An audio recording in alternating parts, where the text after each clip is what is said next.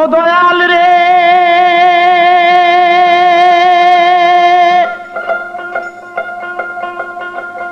দয়াল রে আমার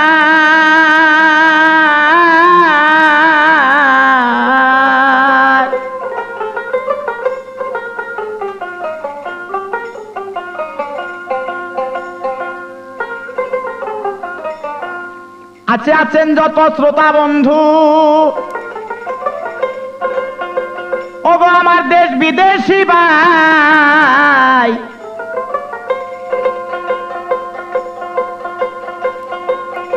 সবার কাছে আমি বাউল ময়ে জালি সালামও জানাই।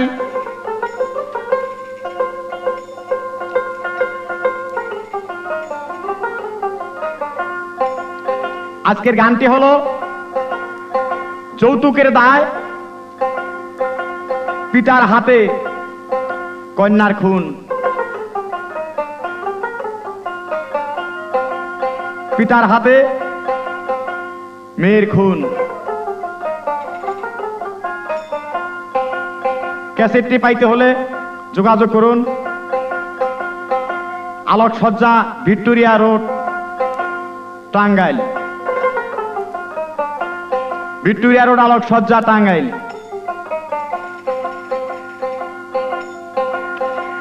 আছেন যত দেশ বিদেশি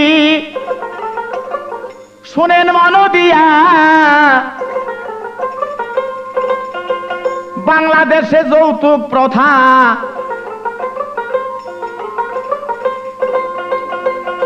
গিয়াছে হইয়া কত সুখে থাকে মাইয়ারা যৌতুকের দায়। ধীরে ধীরে বলবো আমি এই নারা সবাই। ভারত শান্তিপুরে বসত করে নিবারণ বাবু নাম। তিনার কথা এই আসরে আমি তুলে ধরিলাম।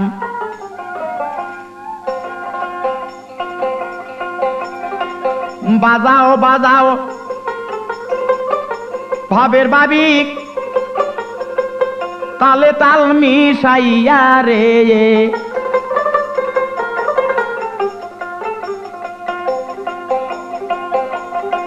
নিবারণ বাবুর একটি ছেলে রতিনাথ তার নাম।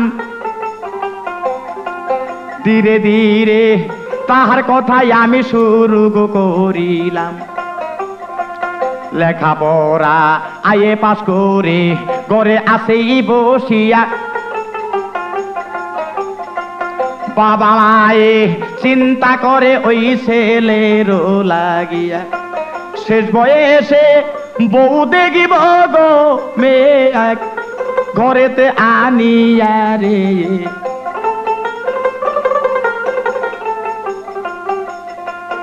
একটি ছেলে দিছে ঈশ্বর আমাদেরই ঘরে।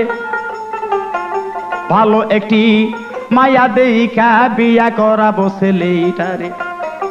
কত দেশে মাইয়া গো দেখে ওই ছেলেরও লাগিয়া। হঠাৎ একটি মায়া দেখা গো নিবারণ বাবুর পছন্দ যায় হইয়া রে।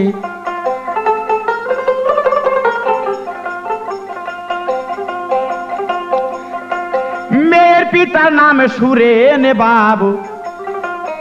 আমি সবাইকে জানাই বর্তমানে মেয়ের দেখেন আরেকটা গো আছে ভাই। ভাই বোন তারা দুইজন সন্তান সুরেন বাবুর ঘরে গেছে হইয়া। সুরেন বাবুর বর্তমানে আছে গো একটি মাইয়া। ছেলেটা অফিসিয়াল চাকরি করে ভাই। মেয়ের নামটি পারুল রানী গো আমি সবাতে জানাই রে।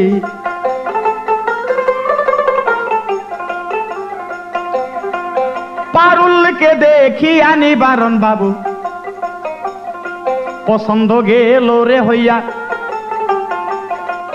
নিবারণ বাবুর টাকার উপর পর লোভ গো গেছে রইয়া মায়া দেখা নিবারণ বাবু সুরেন বাবুকে কয় যাইয়া কত টাকা যৌতুক দিবেন গো আমায় দেন না কেন বলিয়া রে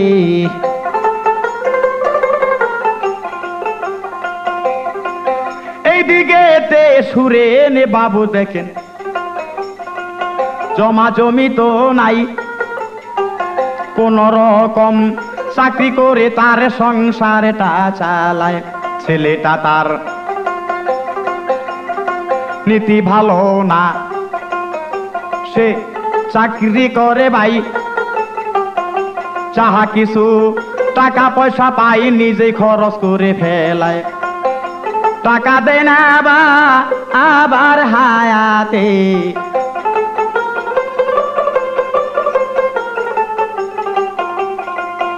সুরেন বাবু বড় দুঃখ পায় তাতে টাকা দেয় না বাবার হাতে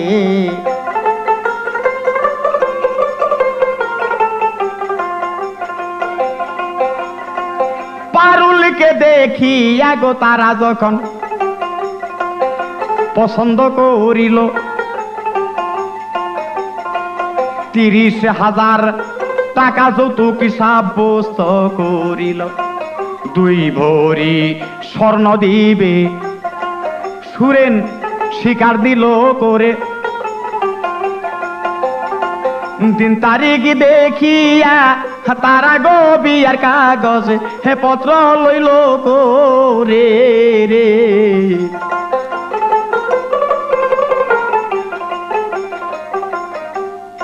যেমন বলতেছে আপনার মেয়েটা আমি দেখলাম মেয়ে মোটামুটি আমার ছেলেটা চলে কিন্তু কত টাকা যৌতুক দিবেন বলতেছে দাদা আমি তো নেহাত একটা গরিব মানুষ চাকরির উপরে আমার সংসার চলে তাই 2-4 জন মাথা বললে বইয়া সাব্যস্ত করলো 2 ভরি স্বর্ণ দিতে হবে এবং কি 30,000 টাকা যৌতুক নগদ কেস দিতে হবে সুরেন বাবু বলিতেছে তার বিয়াইকে বুঝাইয়া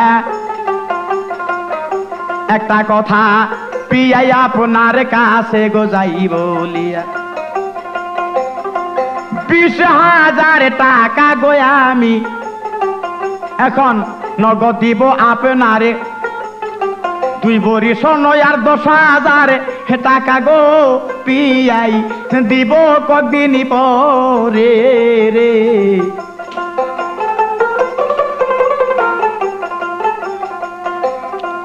ছেলেটাই করতেছে গো চাকরি বেতন পায় নাই তার বেতন পাইলেই আপনার সমস্ত কিছু করব পরিষ্কার কোন রকম নিবারণ বাবুকে বিয়াইয়ে বুঝাইয়া শেষটাতে নিবারণ বাবু তাই গেলেন গো রাজি হইয়া 20,000 টাকা যৌতুক পাইয়া গো তাদের বিয়াটা যায় হইয়া রে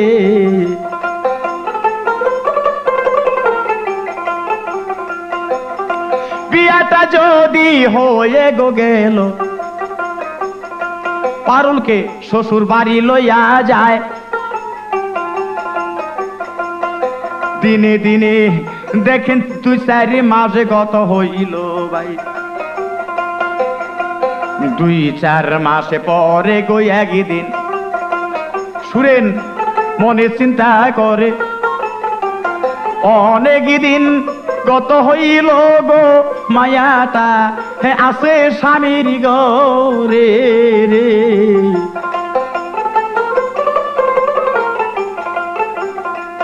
মায়াটাকে আমি দেখতেই যাব জামা কাপড় চোপড়ে লইয়া ধীরে ধীরে মায়ার বাড়ির দিকে রওনা গেলেন হইয়া এই দিকেতে শ্বশুর শাশুড়ি ভাবতে সেই বসিয়া কোন দিন যেন বিয়াই মশাই আসে গো, সেই না যৌতুকের টাকা লইয়া রে।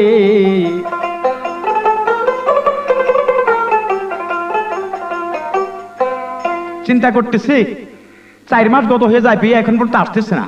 যেদিন বিয়ে আসবে হয়তো যৌতুকের টাকাগুলো 10,000 টাকা এবং কি 2 ভরি স্বর্ণ হয়তো নিয়ে আসবে। হঠাৎ 4 মাস পরে একদিন সুরেন বাবু গেছে তার মেয়ে দেখার জন্য। এদিকে ছেলের বাবা ছেলের মা এরা খুব লোভী।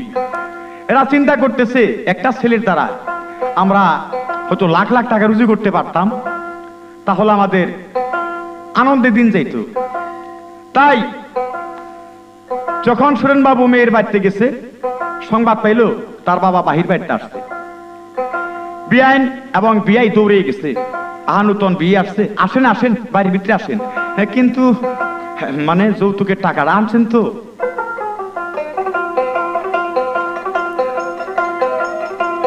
জানি আপনি যৌতুকের টাকা ছাড়া আসবেন না, তাই কত টাকা নিয়ে আসছেন বিয়াই বলেন না আমায়। সুরেন বাবু অন্যদিকে গো তখন মুখ রইল গুরাইয়া রে।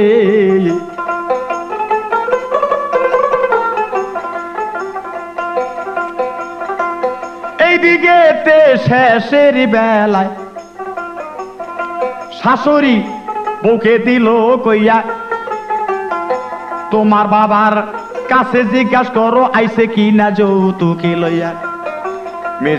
মেয়ে যাইয়া বাবা বাবা কইয়া কাছে দাঁড়াইল, যৌতুকে টাকাটা আনছে কি না জিজ্ঞাসা করিল।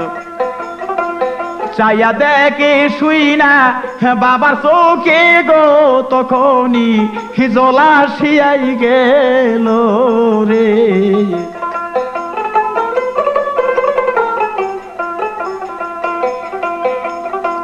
সুরেন বাবু মেয়ের কাছে বলতেছে বুঝাইয়া,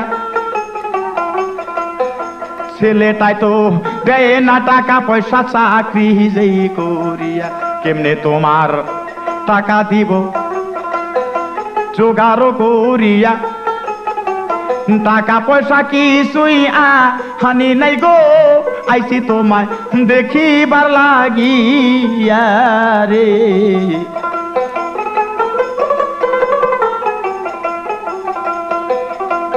কথা শুনে শাশুড়ি তখন বুকে বলতেছে ডাকিয়া, তোমার বাপকে বসতে দাও এবার বাহির ঘরে নিয়া। যৌতুকি নিয়া যদি আসে নাই অমন বিয়ারি দরকার নাই, আমাদের টাকার দরকার তাই যৌতুকে টাকা চাই। গলা ডাকা দিয়া বউকে ভিতর বাড়ি গেল লইয়া, বাবার কাছে আর যাইতেই পার হে বানা গো, তোমায় একবারেই দিলাম কইয়া রে।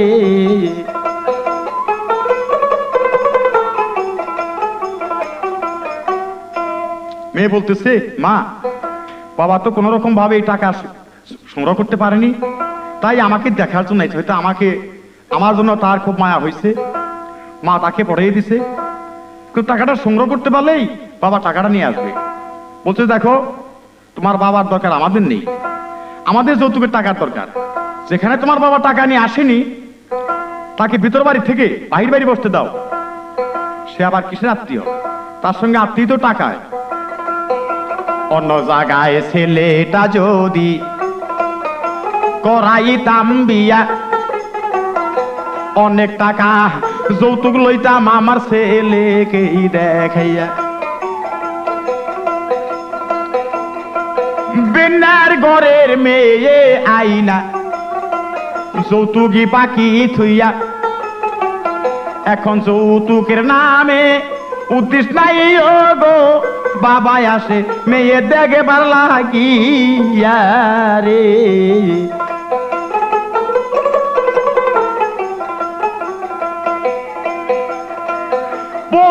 তখন বলতেছে দেখেন শাশুড়ির কাছেই যাইয়া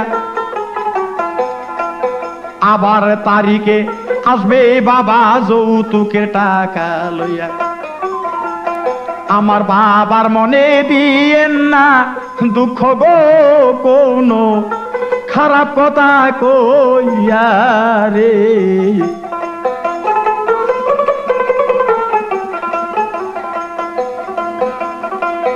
ওই রকমে বাহির বাড়ি দেখেন কিছু খাইতেই দিল, আর দেখেন মেয়েকে পিতার কাছে আসতে নাহি দিল। ভিতর বাড়ি মেয়ে বৈশাখ দুঃখেই কান্দিতে লাগিল রে।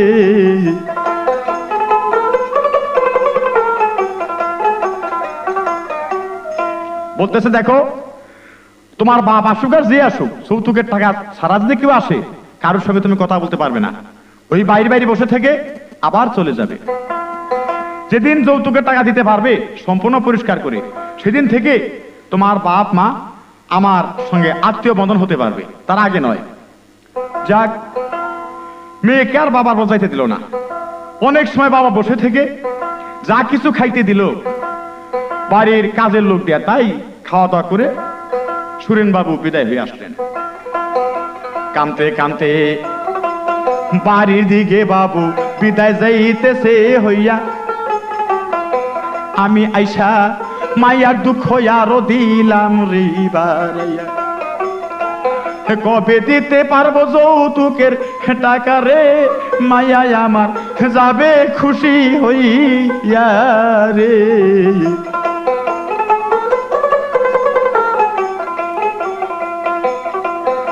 বাবাই দেখে মায়ার দুঃখ,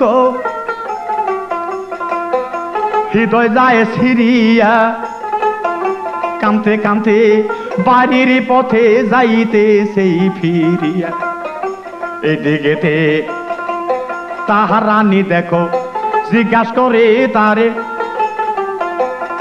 তোমাকে দেইকা পারুলে শ্বশুর শাশুড়ি কেমন আদর করে। সুরেন বাবু পয়সা বলে গো তখন চোখের জল মুছিয়া রে।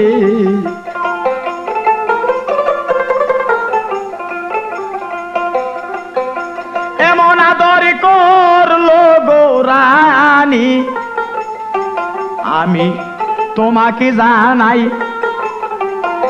যত্ন করে বড় ঘরে নিয়া বসাইলেন আমায়, কারণ জানে সত্য কথা কইলে রে শ্রী আমার কাঁদবে মায়ার লাগিয়া রে।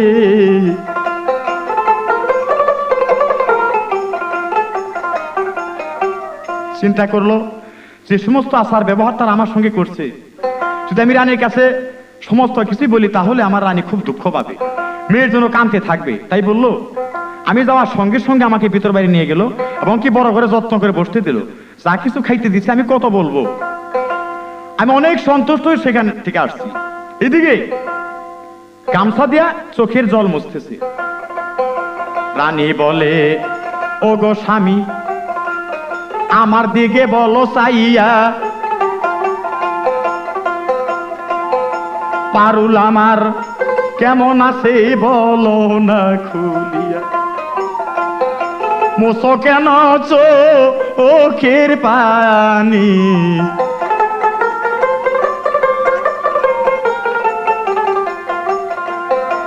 আমারে দেও কইয়া। না জানি পারুলের শাশুড়ি গো স্বামী তোমায় দিছে কি কইয়া রে।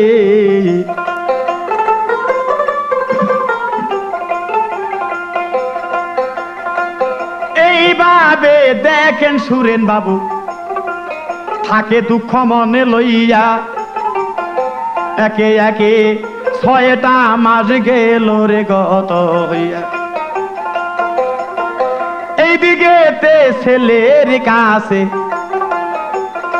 সদাই তাগাদা করে, যৌতুকের 10,000 টাকা ছেলে জোগাইয়া দাও মোরে, টাকা লইয়া যাব হে আমি গো একদিন পারুলের ঘরে রে।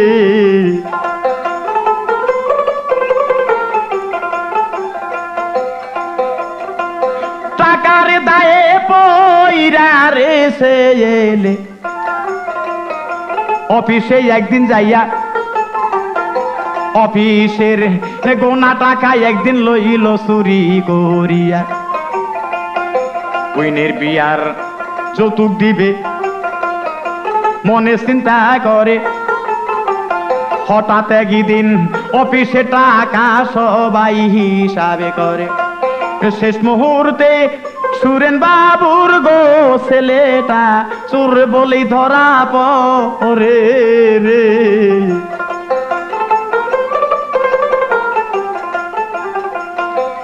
ছেলেটা ফিরে আসলো, দেখেন চাকরি কেন ছেলে হইয়া। বর্তমানে ছেলেটা এখন খাইতে সেই ঘুরিয়া। কি দিয়া বা যৌতুক দিবে রে সুরেন বাবু, বিপদ গেল হইয়া রে।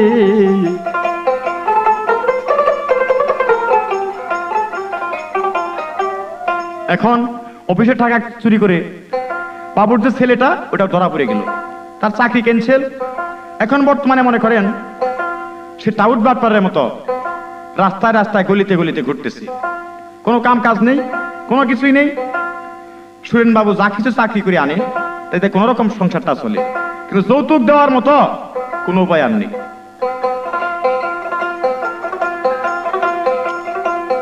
এইদিকে দীর্ঘ 6 মাস যখন যায় চলিয়া, মায়ে বলে আমার পারুল রইছে কত দিন ধরিয়া। যাও না স্বামী একদিন তুমি পারুলকে আনিতে, হে কতদিন হয় পারুলের মুখটা গো স্বামী পারি না দেখিতে রে।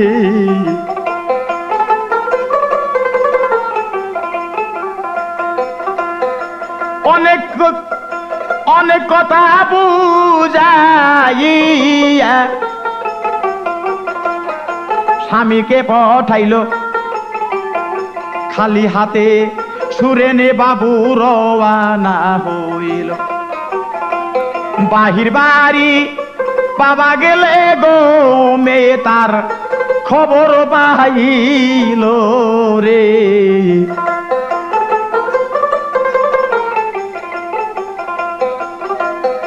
যখন মেয়ে দৌড়াইয়া বাহির বাড়ি যাইতে চায়, শাশুড়ি গলা ধাক্কা দিয়া বউটারে ফিরায়।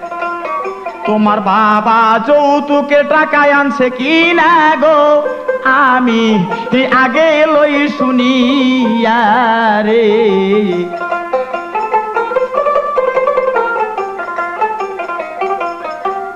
বাবার কথা শুনে মেয়ে দৌড়িয়া বাহির বাড়ির দিকে আসতেছে, শাশুড়ি যে গলা ধাক্কা দিয়া ফিরেতেছে ওইদিকে যাও কেন, আমি কে শুনা লই তোমার ওই বাবা যৌতুকের টাকা আনছে কিনা।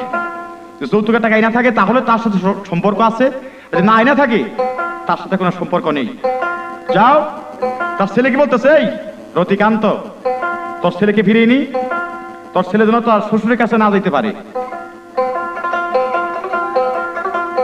বাপ ছেলে আরে রতির মা তিনজন এক পক্ষ গেছে হইয়া। রতি আইসা মারপিট করে তার বউটা নিল ফিরাইয়া। বউ যার যার হইয়া কানতে লাগলো রে, দেখেন রান্না ঘরেই বইয়া রে।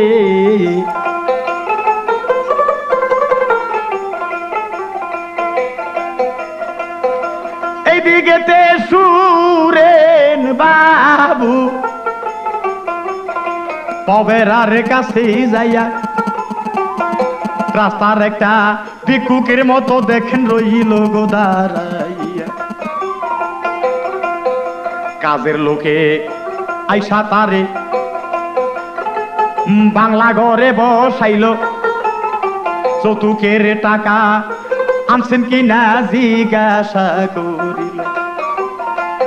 কথা শুই না সুরেন বাবু গো চোখের জল মুছতে লাগিল রে।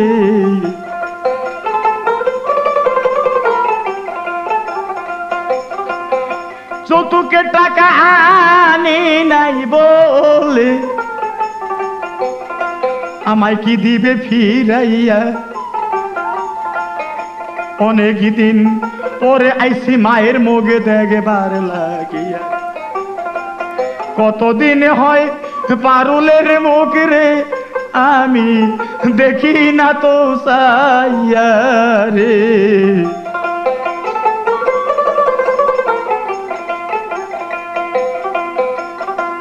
শাশুড়ি বাও বেড়ার কাছে আইসা দিল তারে কইয়া, যৌতুকের টাকা বিয়াই যদি না থাকে আনিয়া, তা হইলে কাজের লোকে গো তুমি দাও বাহির করিয়া রে।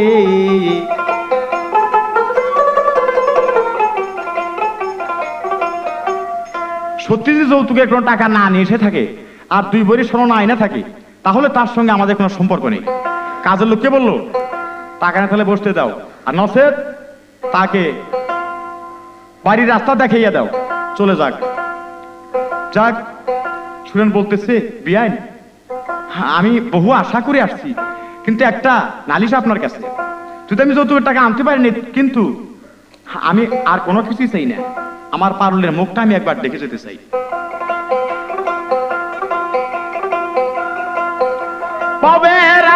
পর্দায় খারাইয়া পারুল কান্তেছে যারে যারে হইয়া, বাবা তুমি বাড়ির দিকে যাও রে বিদায় হইয়া। আর কোনো দিন এই বাড়িতে গো বাবা তুমি এসো না ফিরিয়া রে।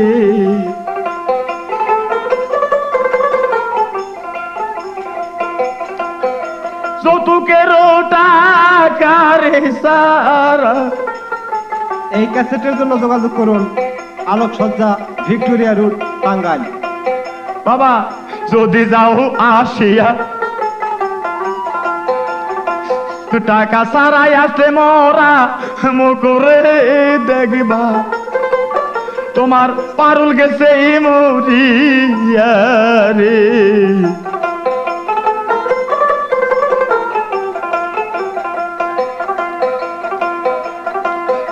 স্বামী আইসা পারুলকে তখন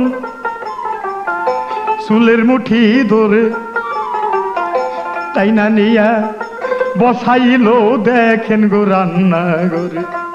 তোর পিতাই যদি হয়তো বেটাই রে আসতো যৌতুকের টাকা লইয়া রে।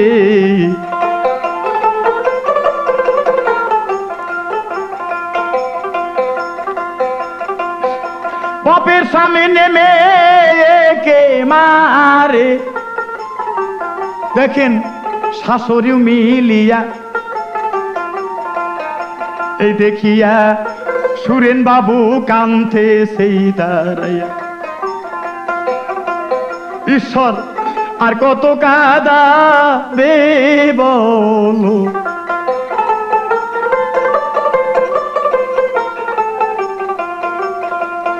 আমার কান্তে কান্তে জীবন গেল আর কত কাঁদাবে রে বলো।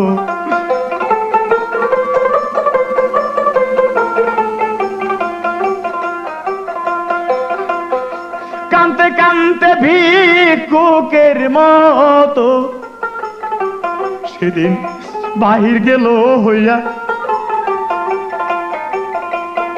পারুল মা তোর কথাই ঠিক গেলাম রে বিদায় হইয়া টাকা ছাড়াই আমি আর মনারে মা তোর মুখ দেখবার লাগিয়া রে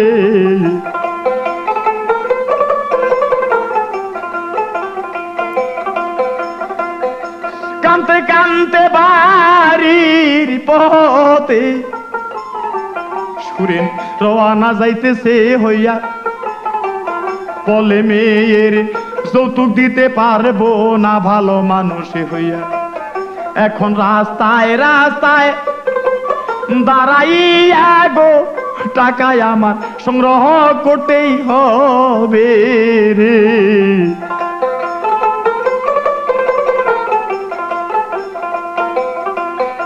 ছিলাম আমি ভালো রে মানুষ কত অবহেলা পাইয়া যৌতুকের টাকা সংগ্রহ করব আমি চুরি ডাকাতি করিয়া আমার মায়ের মুখের হাসি রে আমি দিব ফুটাইয়া রে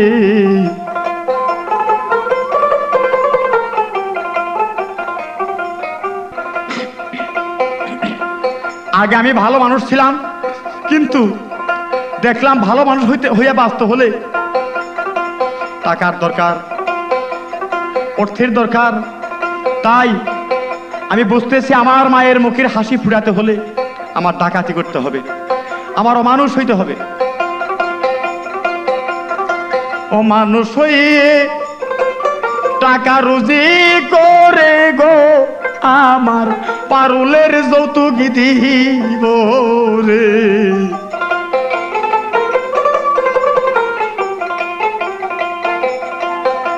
বাড়ি যায়া সুরেন বাবু কানতেছে দুলাই গড়াইয়া প্রাণী তাহার কান্না জুড়েই দিল এসব দেখিয়া মেয়ের বাড়ি হইতে আইসা কেন গো কাঁদতেছো দুলাতে লুটাইয়া রে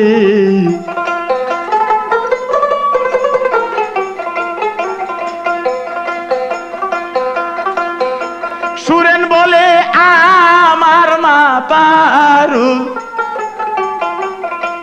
আমাকে দেখিবার আশায় বাবা বাবা ডাইকা যখন বাবের আর কাছে যায় তার শাশুড়ি আইসা ফিরাইয়া নিল রে রানী গলা ধাক্কা দিয়া রে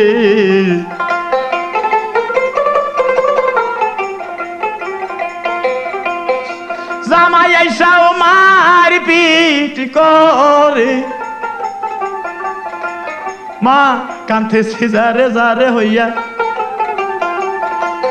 মায়ের চোখে জল দেখিয়া গো আমি গেলাম পাগল হইয়া রে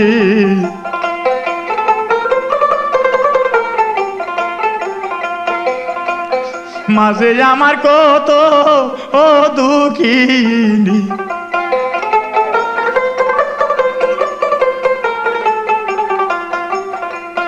রানী কেমন করে বুঝবে তুমি মাঝে আমার কত ও দুঃখিনী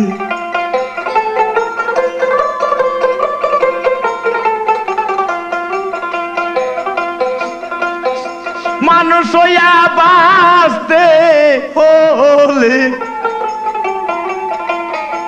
অর্থেরও দরকার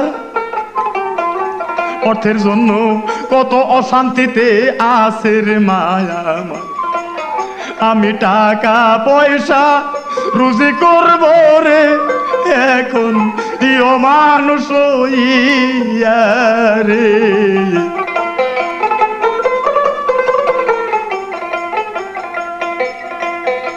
দাড়ি মুছে উন মাদরে সুরেন একটা দেওয়ানা গেল হইয়া সদাই চিন্তা পারুলের মুখে আমি হাসি দিব ফুটাইয়া। রাস্তায় রাস্তায় সন্ধ্যায় সন্ধ্যায় গো তারাইয়া থাকে ডেগার হাতে লইয়া রে।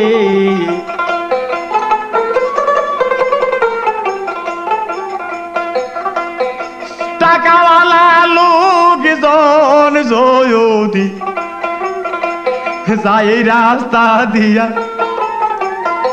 তারে আমি খুন করিব রে আমার যৌতুকের টাকা লাগিয়া রে।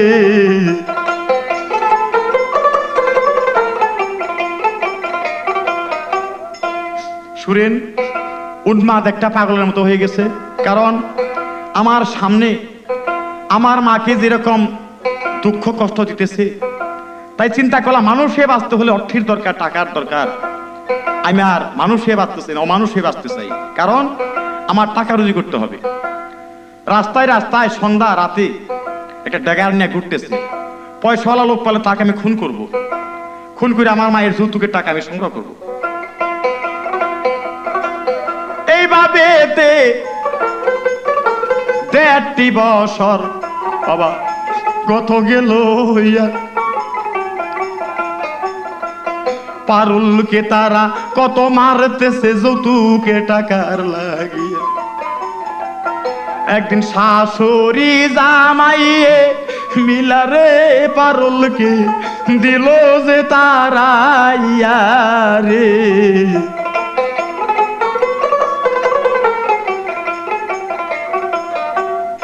শাশুড়ি এবং শ্বশুর এবং তার স্বামীর অতিকান্ত এরা করলেন কি, তার শ্বশুর আর যৌতুকের টাকা নিয়ে আসে না বলে তাকে মারধর করে মারপিট করে রাস্তায় বের করে দিলেন। যাও, তোমার মতো বল লাগবে না। শাশুড়ি বলতেছে আমার ছেলে আবার আমি 50,000 টাকা যৌতুক নিয়ে অন্য জায়গায় বিবাহ করাবো। যা, তোর বেন্না বাবার ঘরে ফিরে যা, দেখি তোর বাবা তোকে কোথায় বিয়ে দেয়। মারিপিট করি দিল গৃহ ছাড়া করে। মায়া মানুষে কোথায় যাবে রে ঈশ্বর, উপায় বলো রে রে।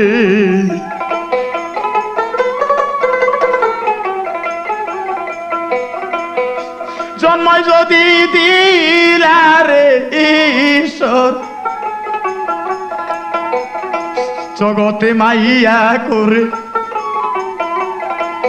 তবে কেন জন্ম দিছিলারে ঈশ্বর তুমি গরিবের ঘরে রে।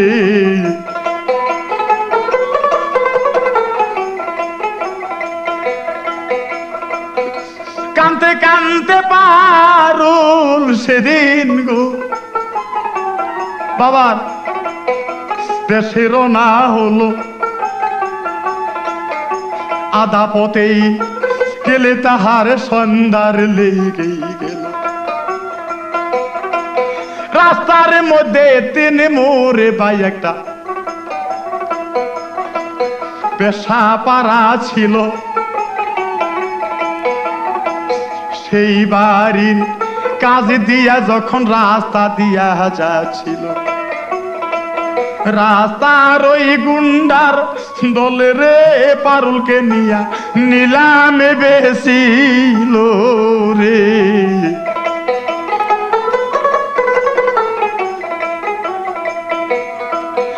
দেখতে পারুল ভালো সুন্দরী, বিক্রি করলো তারে। পারুল যাইয়া রইল নূতন একটা বেয়েসার ঘরে। সেই লোকটাকেও বিক্রি করছে গো রাস্তার লোকে, হিও মনে জোর করে রে।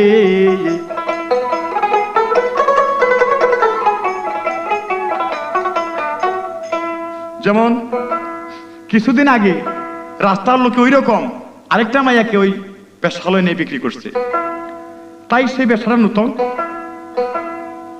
ওই দিন পারুলকেও জোর করে ধরে নিয়ে সেই বেশ্যালয় বিক্রি করলো।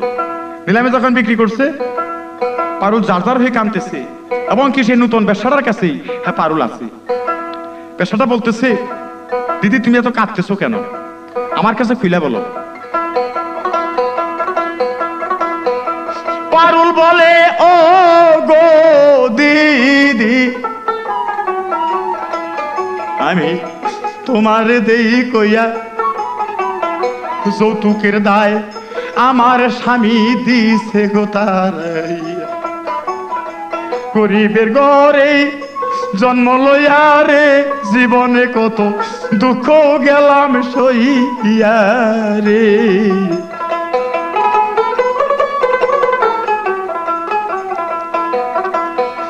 দুই বড়ি স্বর্ণ দেওয়ার কথা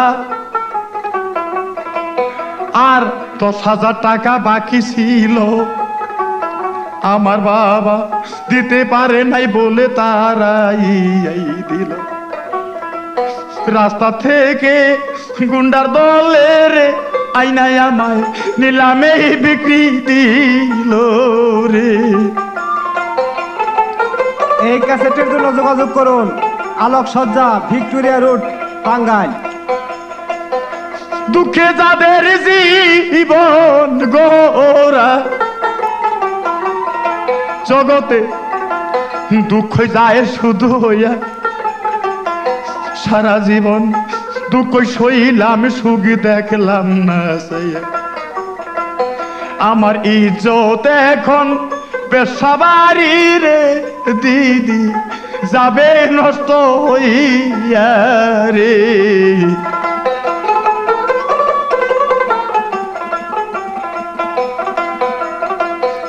ওই মেয়েটা বড়ই ভালো, একদিন দেখে নিছিল পেশাবাড়ি বিক্রি হইয়া তার ইজ্জত হারাইল।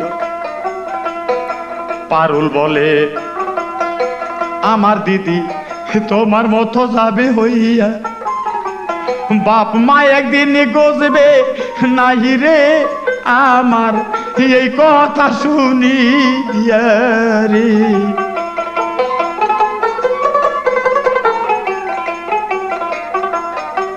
দিদি তোমার মতো আমার তো জীবন নষ্ট হয়ে যাচ্ছে, কিন্তু পাই কি, কি করার আছে? কারণ যদিও হয়তো 10 বছর পর আমার বাপ মাকে আমি খুঁজে পাই, কিন্তু আর তো লাভ হইতেছে না, সমাজ আমাকে গছতেছে না। তাই ওই নতুন ব্যবসাটা বলতেছে, দিদি কোনো চিন্তা করিও না, তোমার বাবার কথা ছিল 2 ভরি স্বর্ণ দেওয়ার এবং কি 10,000 টাকা নগদ দেওয়ার। আমার যা ক্ষতি হবার হয়ে গেছে, আমি একটা কাজ তোমাকে করে দিই। কি কাজ? তুমি আমার জন্য কিছু দোয়া করো ঈশ্বরের কাছে, আমি 10,000 টাকা এবং 2 ভরি স্বর্ণ আমার কাছে আছে, আমি তোমাকে দিয়ে দিই। তোমার যে পোশাক পাতিগুলো আমাকে দিয়ে যাও, আমার সমস্ত শাড়ি কাপড় চোপড় পোশাক পাতি আমি তোমাকে দিয়ে দিই। তুমি রাতের বেলায় রাতের আধারে পালাইয়া তোমার বাবার গৃহে তুমি চলে যাও।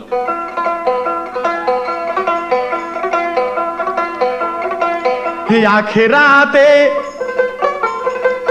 সুখ পাবো কি না গো দিদি আমি নাহি জানি রে।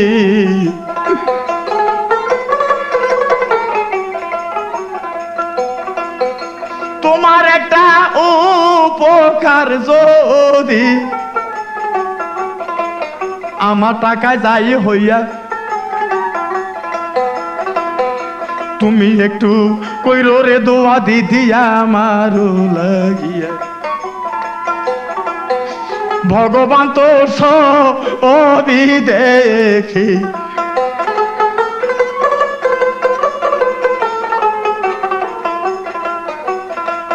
ওই মেয়েটার সমস্ত পোশাক পারুলকে পরাইল, পারুলের সমস্ত পোশাক ওই মেয়েটা নিল। 2 ভরি স্বর্ণ আর 10,000 টাকা দিল দিয়া, সন্ধ্যা রাতে পারুলকে লোকটাই গো বাড়ির পথে বিদায় দিল দিয়া রে।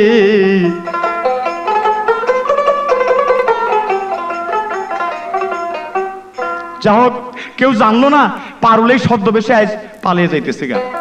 সবাই মনে করতেছে তাহলে নতুন লোকটা ওই আরেকটা লোকের ঘরে আছে, 2-4 দিন পরই তারও সব ছিন্ন বিচ্ছিন্ন হয়ে যাবে। ওই বাড়ি হইতে রে পারুল যাইতেছে পালাইয়া, ধীরে ধীরে বাড়ির কাছেই যখন রে যায় চলিয়া, দেখে রাস্তার মধ্যে একটা পাগল গো দাঁড়াইয়া আছে ডেগার লইয়া রে।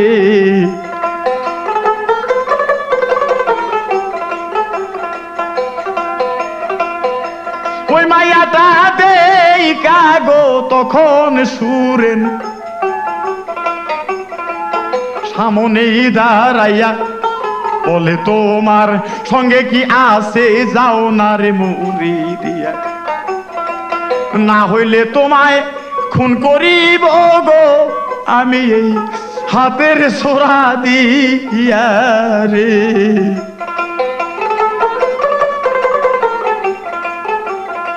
ফুটাবো আমার মায়ের মুখের হাসি,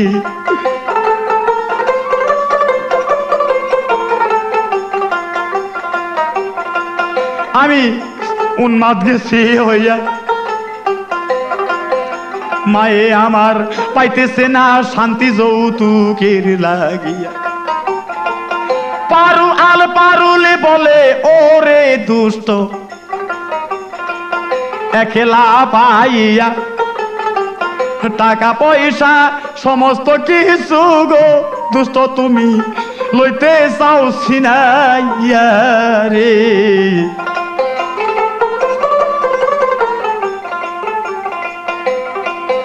আমার সঙ্গে আছে 10,000 টাকা, তুই বড়ি স্বর্ণ গেছে রইয়া,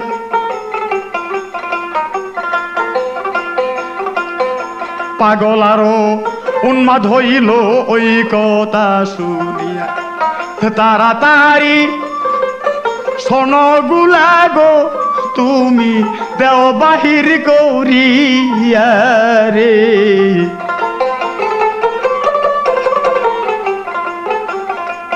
কেউ দেখে না কারুর মুখ দেখে আধার গেছে হইয়া, ধীরে ধীরে ওই উন্মাদ যাইতেছে আই গাইয়া, মেয়েটায় পালাইতে চাই রে সেই দিন ওই পোটলাটা লইয়া রে।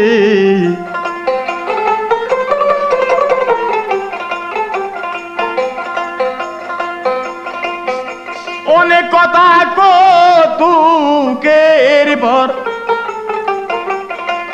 পারুল যায় তারে কইয়া, তুমি যদি আমার উপর আঘাতে যাও করিয়া, আমি কিন্তু লোক জমাবো গো উন্মাদ পাগল চিৎকার করিয়া রে।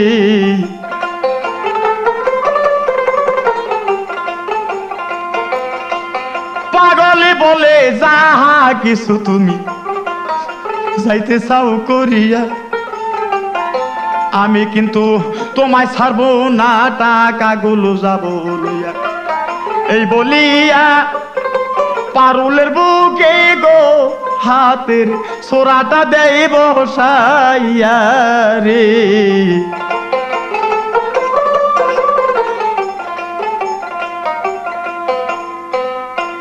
চিন্তা করলো হয়তো মেয়েটা টাকা পয়সা রেখে ছেড়ে দিলে হয়তো আবার কারুর কাছে বলতে পারে একটা উন্মাদ পাগল সে ছোরা দেখে আমার অনেক কিছু নিয়ে গেছে, তাই টাকা পয়সা স্বর্ণ যা কিছু আমি তো নিয়েই যাবো, এই মেয়েটাকে খুন করে ফেলবো, ওকে আর চিন্তা রাখবো না।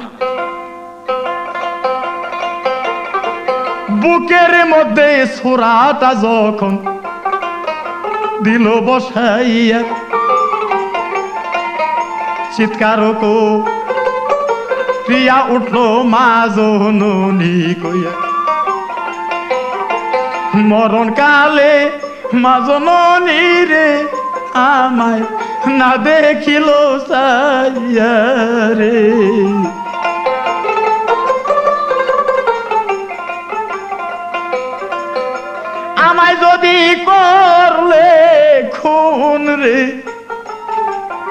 আমি জানে যাব মরিয়া। তুমি আজ চুরি ডাকাতি উন্মাদ করো রে কি লাগিয়া। বলে তোমার মতো একটা মেয়ে আছে গো, তার মুখের হাসি ফুটাবো নিয়া রে।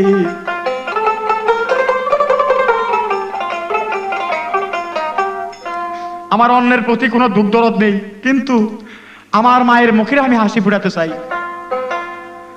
দীর্ঘ 1.5 বছর ধরে বিবাহ দিয়েছি, কিন্তু আমার মায়ের কোনোদিন হাসি মুখ আমি দেখিনি। তাই তোমাকে খুন করে এই 2 ভরি স্বর্ণ এবং 10,000 টাকা নিয়ে আমি কাইলি মায়ের গৃহে চলে যাব। মাকে দিয়া আমি খুব খুশি হয়ে ফিরে আসবো, মার হাসি মুখ দেখবো এবং তার স্বামী শাশুড়ির শ্বশুরের সেবাও আমি দেখে আসবো।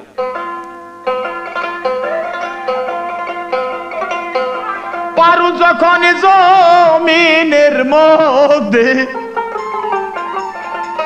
গেল ভাই পড়িয়া,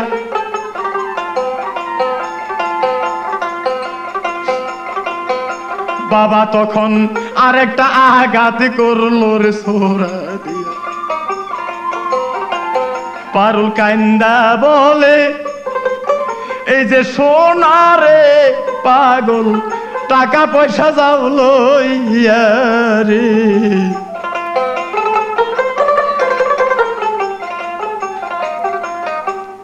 তুমি যখন আমাকে খুন করলে, কিন্তু আমার মতো একটা মেয়ে যেন আর দুঃখী না থাকে, তাহলে তোমার মেয়েকে দিয়াই তুমি সুখী করো।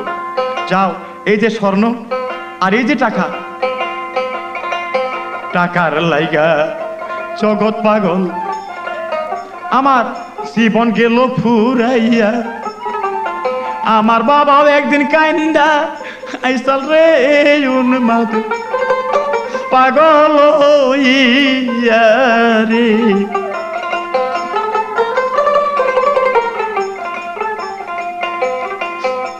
আমিও তো যৌতুকের দায় আমায় দিয়েছে তারাইয়া। আশা ছিল মা বাবের গৃহে যাব আমি ফিরিয়া, শেষের বেলায় মা বাবের মুখ রে আমি দেখবো একবার চাইয়া রে।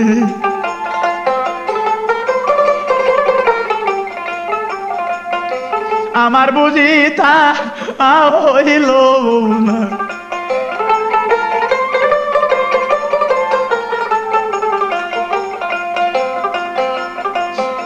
উন্মাদ বলে কে তোমার বাবা আইছিল কান্দিয়া। পারুল বলে চিনবে কি তুমি তার কথা শুনিয়া। বাবা আমার সুরেন বাবু,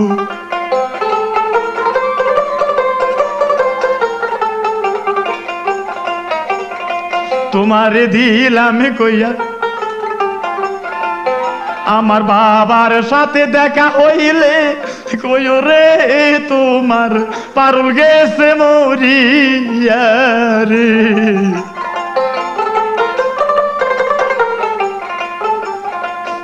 আমার বাবার সাথে দেখা হইলে রে কইও তোমার পারুল গেছে মরিয়া রে।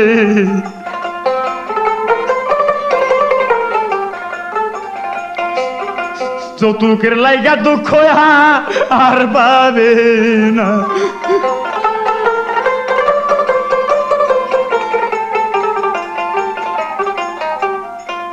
পারুলের কথা শুনে, পিতা শুনে, নাম শুনে উন্মাদ চিৎকার দিয়ে বেহুশ হয়ে গেল। ওরে পারুল, তুই আমার সন্তান, আমি তোকে খুন করে ফেলেছি।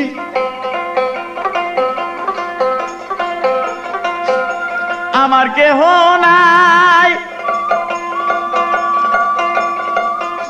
শেষবারের মতো মা তুই আমার বুকে আয় রে।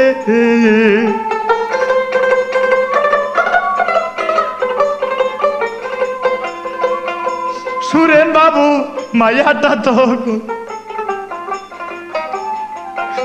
কুলে লয় উঠাইয়া সোনের পুটলা আর 10,000 টাকা দূরে দিল ফেলিয়া বুকে আয় মোর মা জননী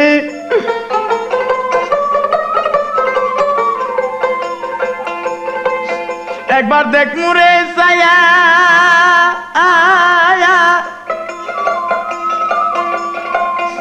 তোর চতুকের টাকার লাইগা তোর পিতা গেছে পাগল হইয়া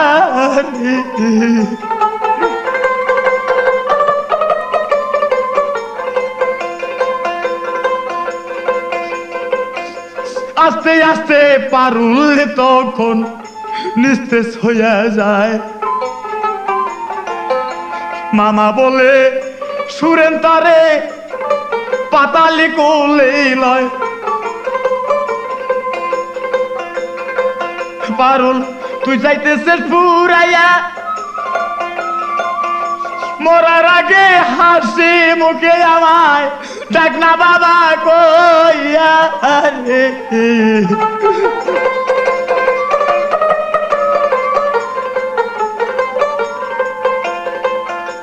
আস্তে আস্তে পারুল দেখেন বাবার দিকে হিসাইয়া এক নজরে বাবার দিকে যখন দেখলো পারুল গিয়া বাবা দেখে তারে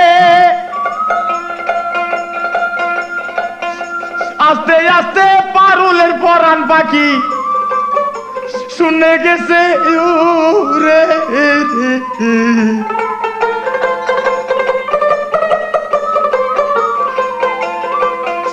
মা জননী কই আর সুরেন চিৎকার দিয়াছিল আপন মেয়ে পিতার হাতে খুন হইয়া গেল সুরেন পাগল গেল হইয়া একবার হাসে একবার কাঁদে মেয়ে কুলে লইয়া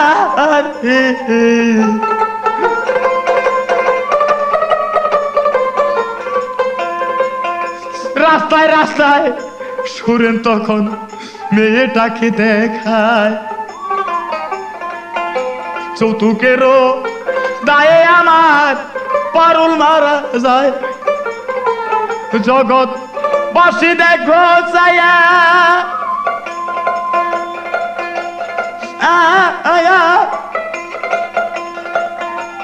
আমার মতো কত মেয়ের বাবা উন্মাদ যাবে ও ইয়া রে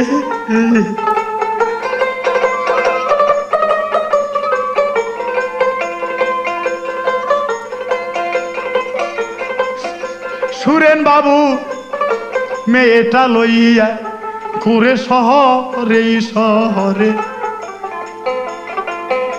যৌতুকের যে কেমন সর্বনাশা সবাই বুঝতেই পারে আছেন যত দেশ বিদেশি দেখেন একটু চায়া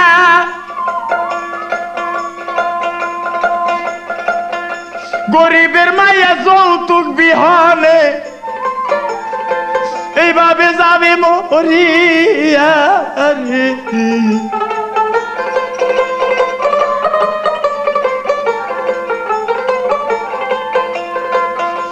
আর কত বলবো গো আমি তোকে হৃদয় ফেটে যায়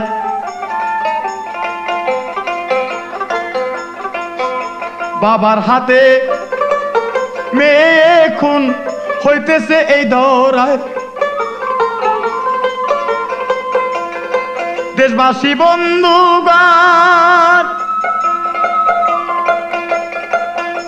এই জগতে দেখেন ভাই গো মেয়ে আলার মরণ রে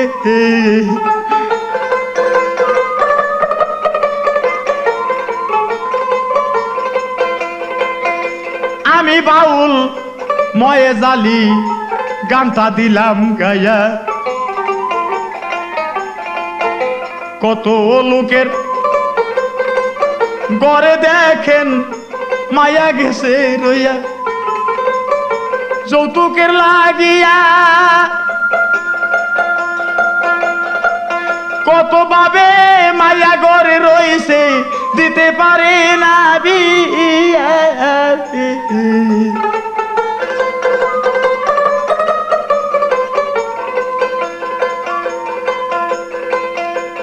গান রেকর্ডিং লুৎফর মিয়া আতিলা বাড়ি তার ধীরে ধীরে বলবো আমি সমস্ত সমাচার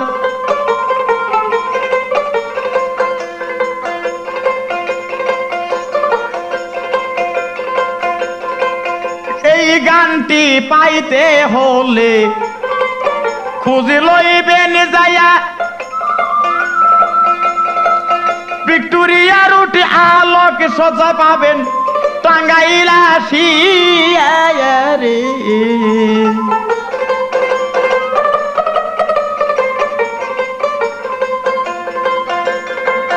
এই ক্যাসেটটা যদি কারুর মনে প্রাণে চায়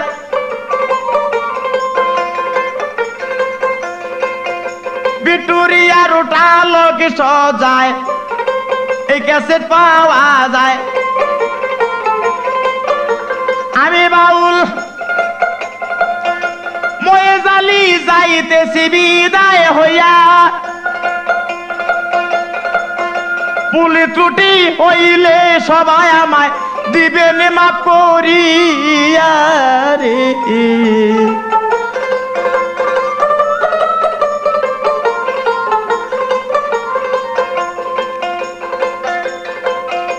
ওগমালে গিসাই মানুষকে তুমি সুখে রাইকো তোমার দুনিয়ায় রে